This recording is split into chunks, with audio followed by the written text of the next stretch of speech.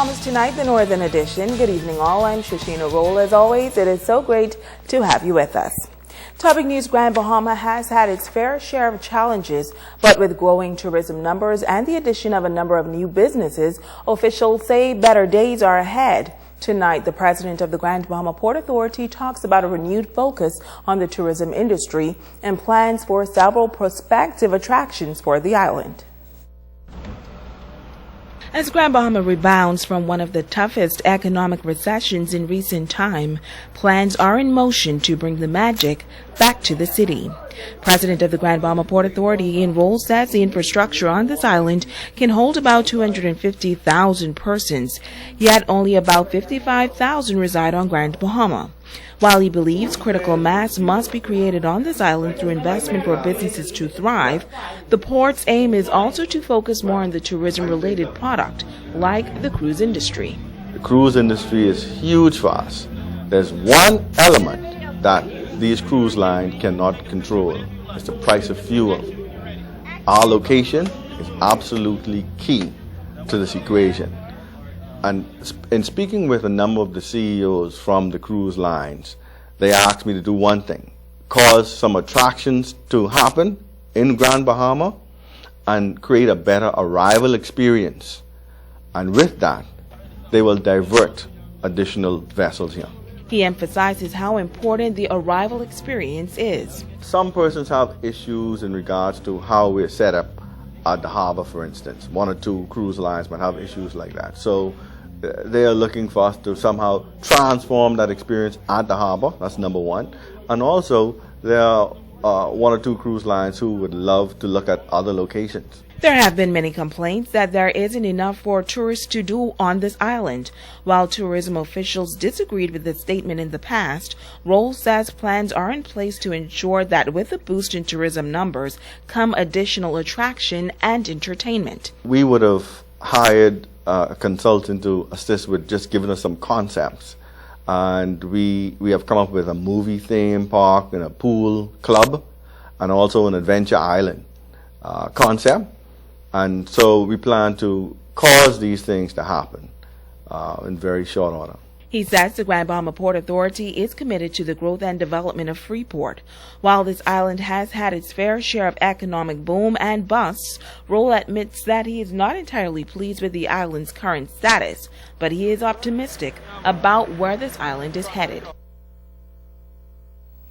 Now, tomorrow night, the president of the Port Authority in Rolle will talk about the sale of the Port Lakaya Marketplace.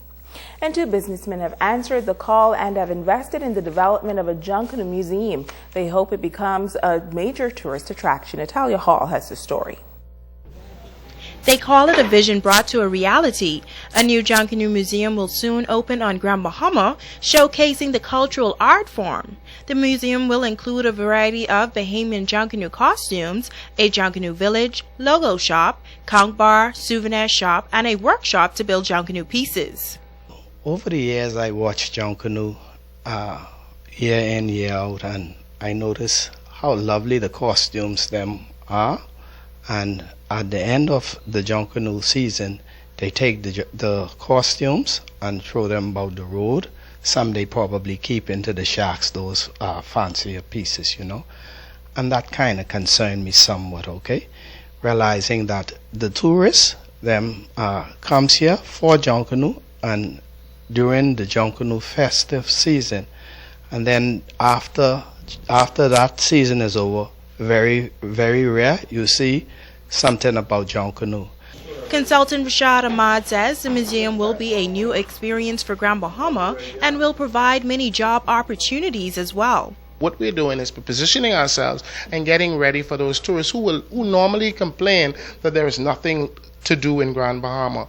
That is going to be something that is going to be long past. Once they would have arrived here in Grand Bahama and come to this museum, they're going to find something as far as our culture from where we came from, and they'll definitely know who we are as a Bahamian as far as Joncunoo is concerned and our culture. This is a wonderful opportunity as it relates to persons who are in the Joncunoo community, especially as far as jobs are concerned. We're now looking for the best and brightest as it relates to stars in the Joncunoo community. I'm talking about dancers, I'm talking about fire dancers, I'm talking about limbo dancers, I'm talking about free dancers, I'm talking about persons who can make the best potato bread, the best conch salad, because we're going to offer a full experience. Organizers say the museum will serve as a great attraction for tourists and residents on the island, as well as an educational tool for students as well. We're reaching out to the Bahamians, especially the school children, so that they would know where our heritage comes from.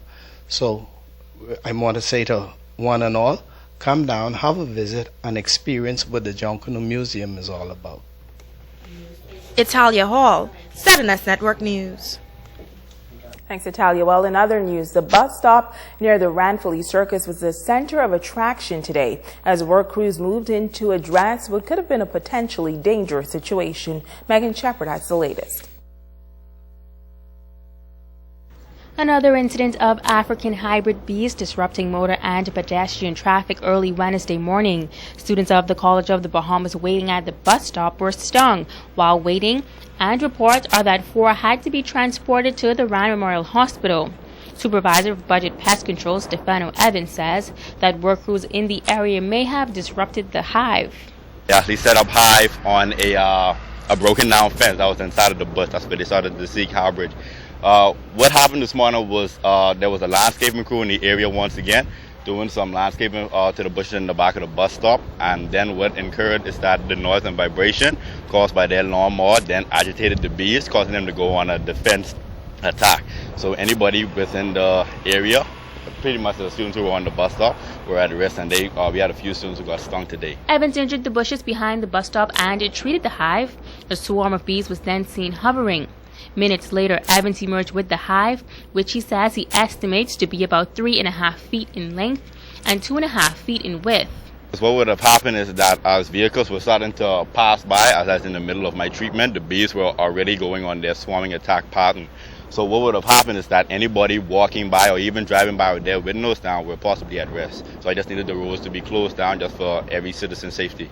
The roads were reopened to motoring traffic shortly after the removal of the hive, but the caution tape remained in place and pedestrians were urged to avoid the area for at least 4 hours after the removal. Megan Shepard, 7S Network News. Now, the Department of Road Traffic has announced that the bus stop near the Ranfurly Circus will remain closed until 6 p.m. tomorrow to give work crews enough time to remove the beehive from that area. Officers with the Drug Enforcement Unit seizing a large sum of money yesterday. Reports say officers searched a dark blue Nissan Sentra in the area of Settlers Way, and they discovered the U.S. and Bahamian currency. The 2 male occupants could not give an account for the cash, and the 30-year-old driver was taken into custody and the funds confiscated. Investigations are continuing into this matter. Well, the level of poverty in the country continues to be a concern for the government, and it has a veteran politician calling for greater measures to address this serious issue. Arjun Rolle reports. His stance has been echoed nationally and has over and repeatedly been articulated within the halls of Parliament. The Member of Parliament for West End and Bimini and Minister of Tourism, the Honourable Obi Wolshcombe, calling for an end to social degradation throughout the country. This as he recognizes the significant strides the leading government agency is making to address the plight of many Bahamians on this northern island.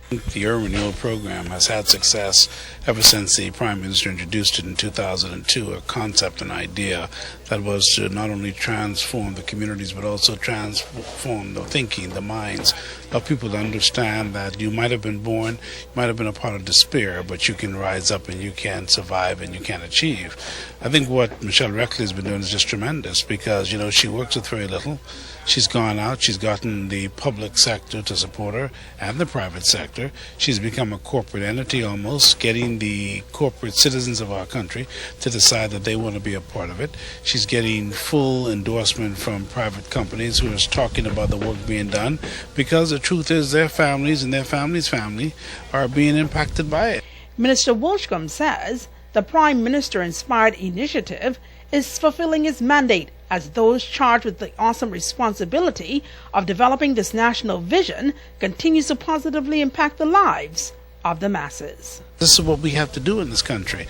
We can't say that we believe in the Word of God, we believe in the Word from the Bible, and forget that when someone's hungry, you're supposed to feed them, thirsty, you give them drink, naked, clothe them, put a roof over their head. That's what you're supposed to do. And so it's in fulfillment of all that we believe in.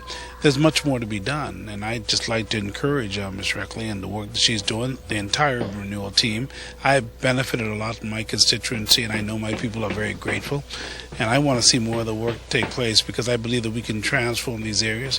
We can bring these areas from the low area levels that they are now, and we can lift them up, but it requires consistency, persistency, it requires determination. Joan Davis Rolle, ZNS Network News. Stay with us. The Bahamas Tonight, the Northern Edition, continues right after this.